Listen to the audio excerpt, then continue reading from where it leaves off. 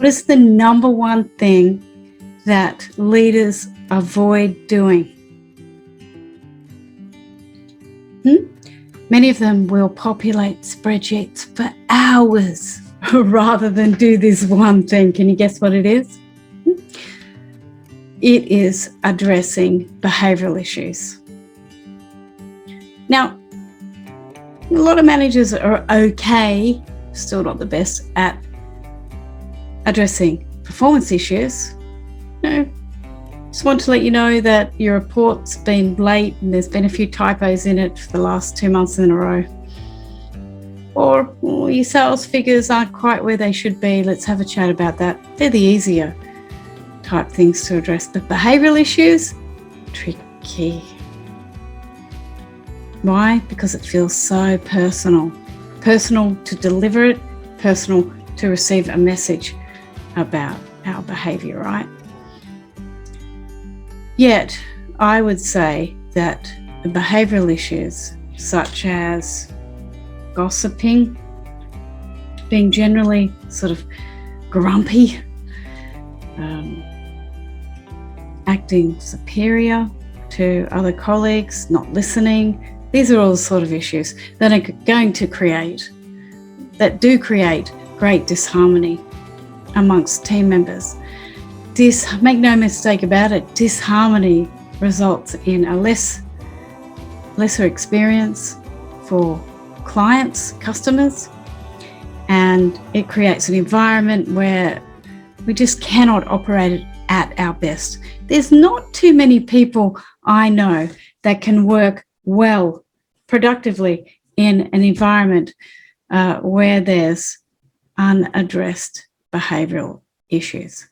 It's your job to address the behavioral issues, yet I bet you don't really want to, because you don't want to be on the other end of the other person's reaction, which is often, can be a number of things. That can be defensive.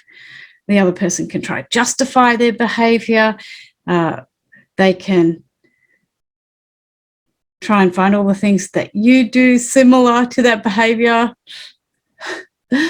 And you don't want to go through that. Who wants to go through that?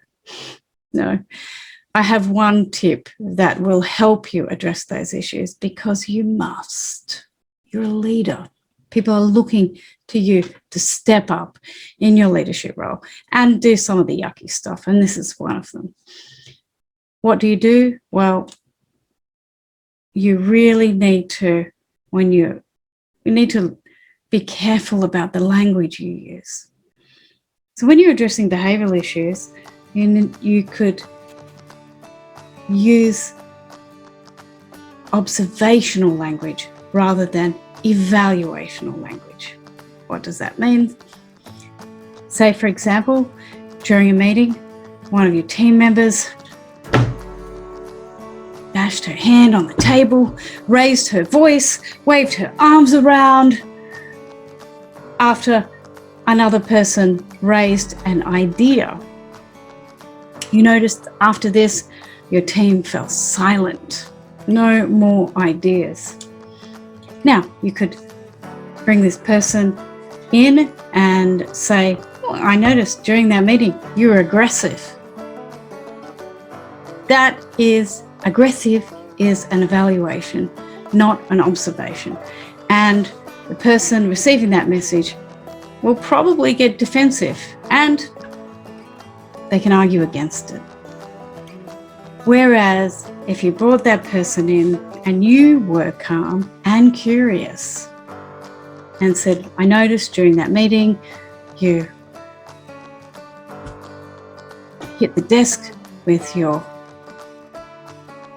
palm, that you waved your arms around, and that you were loud. Now, I'm curious, what happened? Yeah. It's more likely that that person will not be defensive.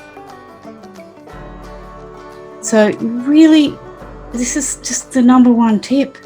Whenever you're raising behavioral issues, think about what did I observe? Not what I judged in that person's behaviour, but what did I observe? Another example of this, one of the behavioural issues that I find time and time again that leaders do not address is passive-aggressive behaviours, such as someone speaking and another person rolls their eyes, or puffs, or uses sarcasm. Now, this is passive-aggressive behaviour, and mostly it's not addressed, yet it is incredibly harmful to be on the other end of passive-aggressive behaviour. That's your job as a leader to address that. How do you address it? You address it by using observational language, not evaluational language. You bring that person in a curious way and say, I noticed that you rolled your eyes and you made a noise, huff, when another member of the team was speaking. What's going on there? Now, it's interesting with passive-aggressive behaviour because the other person will often say, nothing was going on. And you can say, well, I did notice this was going on. You rolled your eyes, you huffed. So tell me what's going on there. And if you really do have a curious tone rather than a judgmental tone, then you can begin a two-way conversation to get to the root of the issue using coaching questions. I am doing 5 half-day courses on this very thing. So if you have struggled in the past with addressing behavioural issues, I promise after this half-day session, you will feel a lot more confident and be certainly a lot more skilled in the area of addressing behavioural issues. If you can't attend, I'm going to post a few more tips, so stay tuned. I hope this one's helped.